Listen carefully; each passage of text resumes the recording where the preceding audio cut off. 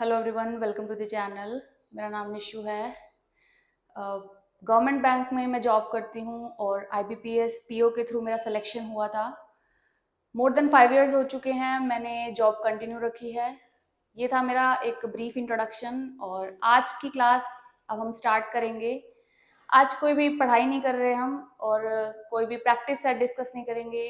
आज हम strategy discuss करेंगे एसएससी सीजीएल मेंस के लिए, क्योंकि अपकमिंग जो सीजीएल है उसकी जो डेट है प्री की वो जुलाई में है और हमारे पास अभी भी कुछ समय है कि हम मेंस की प्रिपरेशन कर सकें।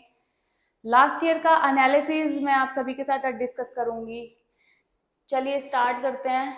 जैसा कि हम जानते हैं कि लास्ट ईयर सीजीएल ने पैटर्न चेंज कर दिया था और इस साल एक्सपेक्टेड है कि सेम पैटर्न पे एग्जाम कंडक्ट होगा। किसी भी एग्जाम को प्रिपेयर करने से पहले या जब भी आप उसकी प्रिपरेशन कंटिन्यू रखते हैं तो काफ़ी ज़रूरी होता है कि आप उसका पैटर्न समझ लें, सो दैट आपको पॉइंट हो जाए कि आपने किन एरियाज में काम करना है और कौन से ऐसे आपके टॉपिक्स रहेंगे या कौन सा ऐसा सेक्शन रहेगा जिसमें आपको ज़्यादा मेहनत करने की ज़रूरत है। अब एक छोटा सा हम एनालिसिस देख लेते हैं मेंस का। देखिए 45 मार्क्स का आपका मेंस में कंडक्ट होगा सीजीएल, ठीक है, इंटू 3, ये टोटल होता है 135 मार्क्स। वोकैबुलरी आपकी जो लास्ट ईयर आई थी वो 14 क्वेश्चंस आए थे, ग्रामर आपकी 9 की आई थी, कॉम्प्रिहेंशन पार्ट आपका 22 का आया था। सबसे ज्यादा जो वेटेज रही थी पूरे एग्जाम में वो कॉम्प्रिहेंशन पार्ट की थी। अब कॉम्प्रिहेंशन पार्ट में क्या क्या इंक्लूड होता है? क्लोज टेस्ट आता है, कॉम्प्रिहेंशन आता है, फिलअप्स आते हैं, ये सारा कॉम्प्रिहेंशन का पार्ट है। जिसकी रीडिंग अच्छी है वो स्टूडेंट्स ये पेपर बहुत अच्छे से अटेम्प्ट कर लेते हैं।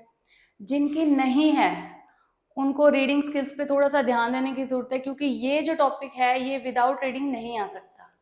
वैसे छोटी मोटी ट्रिक्स हम डिस्कस करेंगे कि हम कैसे उसको और अच्छे से अटेम्प्ट कर सकते हैं, बट रीडिंग पे आप थोड़ा सा ध्यान दीजिए। कुछ और पॉइंट्स देख लेते हैं। वोकैबुलरी आपके पूरे पेपर का 31% जो था मार्क्स परसेंटेज होल्ड करती है। वोकैब में क्या क्या चीजें इंक्लूड होती हैं? आपका ईडियम एंड फ्रेजेस 2 मार्क्स का आया था। वोकैब को साथ साथ पढ़ते रहिए आप, मेंस के लिए अभी टाइम है। वन वर्ड सब्स्टिट्यूशन ये टॉपिक भी हो जाता है अगर आप प्रैक्टिस करते हैं तो। Synonyms antonyms, spelling test, fill in the blanks, ठीक है। ये जो फिल इन द ब्लैंक्स जो है वो कई बार वोकैब के अकॉर्डिंग भी आता है और कई बार ग्रामेटिकल जो एरर्स होते हैं उसके अकॉर्डिंग भी आता है। प्रेपोजिशंस वगैरह भी फिल करनी होती हैं।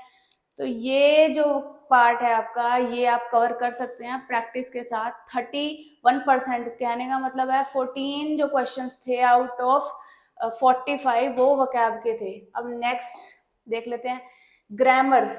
ग्रामर आई थी टोटल 9 मार्क्स की। Sentence improvement, error detection, direct indirect speech, active passive, ये पूरा आपका ग्रामर का पार्टीशन था। अब आप ये चीज समझिए कि ग्रामर के जो मार्क्स है ना वो छोड़ने के नहीं होते हैं। ग्रामर आप एक बार करते हैं आपको याद रहती है, आप प्रैक्टिस करते रहो उसके बाद। अगर कोई ऐसा स्टूडेंट है वो डायरेक्ट प्रैक्टिस कर रहा है और अगर क्वेश्चन गलत हो रहे हैं तो प्लीज आप आधा पौना घंटा बैठ के उस कॉन्सेप्ट्स को भी देख लीजिए। अगर आपको लगता है कि पर्टिकुलर एक टाइप का टॉपिक है आपका सही हो ही नहीं रहा उसका कोई भी क्वेश्चन, तो टाइम निकाल के 1 आवर 2 आवर उस टॉपिक पे लगाइए और उसको पूरा कीजिए, सो दैट आपका उससे रिलेटेड कोई क्वेश्चन गलत ना हो। कहने में ज्यादा लगता है कि कंसेप्ट करने में बहुत ज्यादा टाइम लग जाएगा, कोई ज्यादा टाइम नहीं लगेगा। इससे अच्छा है कि आप कंसेप्ट कर लो कि आप हर बार एक क्वेश्चन गलत कर रहे हो। ये पार्ट जो है ना ये छोड़ने का नहीं है, ये पूरा स्कोरिंग पार्ट है। वोकैब गलत हो सकती है, हो सकता है कि वोकैब का कोई आपका वर्ड था आपने कभी पढ़ा ही हुआ नहीं हो, है ना, लेकिन आपका ग्रामर का जो पार्ट रहेगा वो आप कर सकते हो। ये पार्ट आप कभी भी स्किप मत करना, इसकी प्रैक्टिस कीजिए अच्छे से, ये बहुत स्कोरिंग रहता है। लास्ट जो है हमारा कॉम्प्रिहेंशन पार्ट।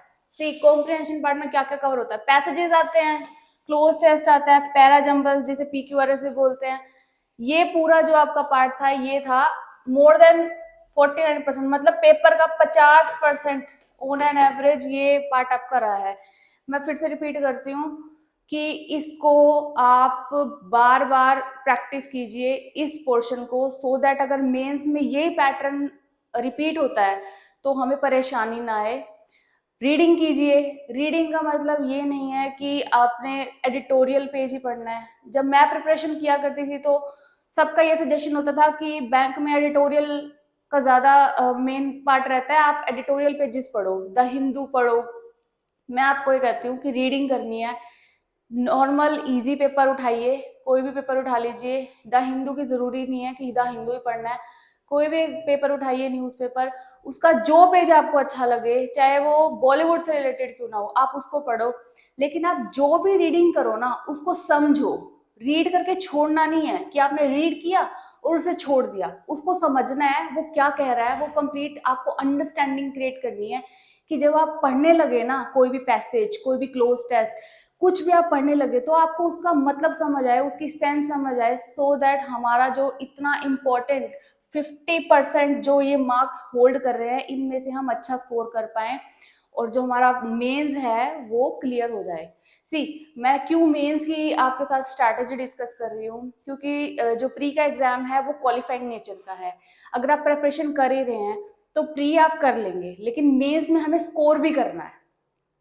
ग्रामर चेंज नहीं होती है, कॉम्प्रिहेंशन पार्ट चेंज नहीं होता है, प्रिपरेशन तो आप कर ही रहे हैं, वो तो सेम ही रहेंगे, कंसेप्ट सेम रहेंगे, लेकिन हमें स्ट्रैटेजी बनानी जरूरी है कि आपका मेंस का एग्जाम ऐसे आप प्रिपेयर करें कि जो स्कोर है वो इंक्रीज हो जाए। ये आपका टोटल था, ठीक है। ये एक ब्रीफ एनालिसिस था मेंस के लिए। इस अकॉर्डिंग आप अपनी प्रैक्टिस स्टार्ट कीजिए। मेन जो आपका पार्ट रहेगा वो रीडिंग का और कॉम्प्रिहेंशन का रहेगा, उस पर काफ़ी फोकस करके चलना है। वोकैब को साथ साथ पढ़ते रहिए, और ग्रामर ग्रामर तो बहुत स्कोरिंग होती है, एक बार पढ़ने की जरूरत होती है, उसको स्किप मत करो। अगर आपको लगता है कि बार बार क्वेश्चन गलत हो रहे हैं, एक बार बैठ के कंसेप्ट देख लीजिए, क्वेश्चन ठीक होने लगेंगे। आज की क्लास हम यहीं ख़त्म करेंगे, और thank you so much for watching the class.